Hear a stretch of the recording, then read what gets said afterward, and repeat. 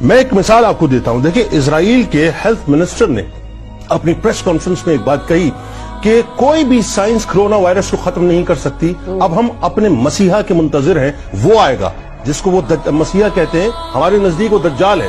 اور اس وقت آپ کو پتا ہے کہ پوری جو یہودیت کی جو مرکزی لابی ہے وہ دیوار گریا کے آگے کھڑی ہوئی ہے, اور ان کا ماننا یہ ہے کہ اب ان کے مسیحا کا خروج ہونے والا ہے, یعنی دجال کا خروج ہونے والا ہے, اور وہ آنے والا ہے, اور وہ آ کر اس ساری وبا کو ختم کرے گا, اور دنیا میں جو ہے وہ جو کنگڈم آف ڈیوڈ ہے اس کو قائم کرے گا. اب وہ اس طرف بڑھ رہے ہیں. یعنی جو ہیلتھ منسٹر ہے وہ یہ بتا رہا ہے بنیادی طور پہ کہ ہم اب اپنے مسیحا کو پکار رہے ہیں.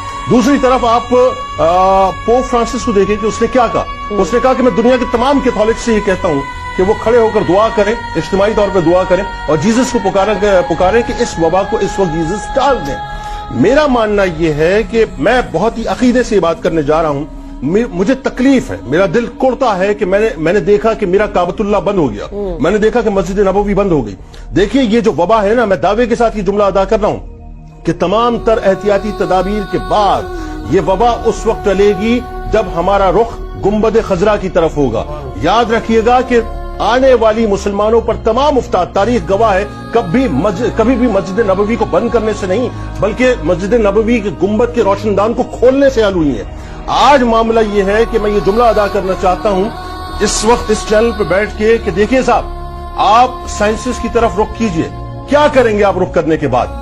اینٹی ویکسین بن جائے گی, لیکن اینٹی ویکسین یا اینٹی وائرس جو ہے کام اس وقت کرے گا جب اللہ کی مشیت اس میں شامل ہوگی. جب پوپ فرانسس کا عقیدہ یہ ہے کہ جیزس ہماری مدد کریں گے, جب یہودیوں کا عقیدہ یہ ہے کہ ہمارا مسیح آئے گا, تو ہمارا ایمان اس بات پر کیوں نہیں ہے کہ گنبد خضرا کے مکین جو ہیں ہماری داد رسی کریں گے اور اس وبا کو ٹالنے کے لیے اللہ کی بارگاہ میں ہمارے لیے استغاثہ پیش کریں گے. ہونا یہ چاہیے اس وقت کہ میں یہ چاہتا ہوں کہ صاحب ہو سکتا ہے میری بات پہنچے کہ دنیا کے جتنے بھی مسلم سربراہان ہیں, کم و بیش 57 ممالک ہیں. دیکھیے صاحب, ایک فیصلہ کر لیجیے. آج ایک فیصلہ یہ کر لیں کہ ہم سب مل کر سعودی حکومت سے یہ کہتے ہیں کہ ہم رسول کریم صلی اللہ علیہ وآلہ وسلم کی بارگاہ میں آنا چاہتے ہیں. جائیے, دنیا کے تمام مسلم سربراہان ایک ڈیلیگیشن بنائیں, اور ڈیلیگیشن کی صورت میں سرکار مدینہ صلی اللہ علیہ وآلہ وسلم کی بارگاہ میں جا کے بیٹھیں, مواجہ کے سامنے جا کے بیٹھیں, سنہری جالیوں کے سامنے جا کے بیٹھیں, اور عرض کریں کہ یا رسول اللہ صلی اللہ علیہ وآلہ وسلم, ایک وہ دور تھا کہ جب مدینے میں قحط پڑتا تھا تو آپ ہی کے صحابہ آ کے گنبد خضرا کے روشن دان کو کھولا کرتے تھے تو نہیں برستا تھا, اللہ کی رحمتیں برستی تھیں.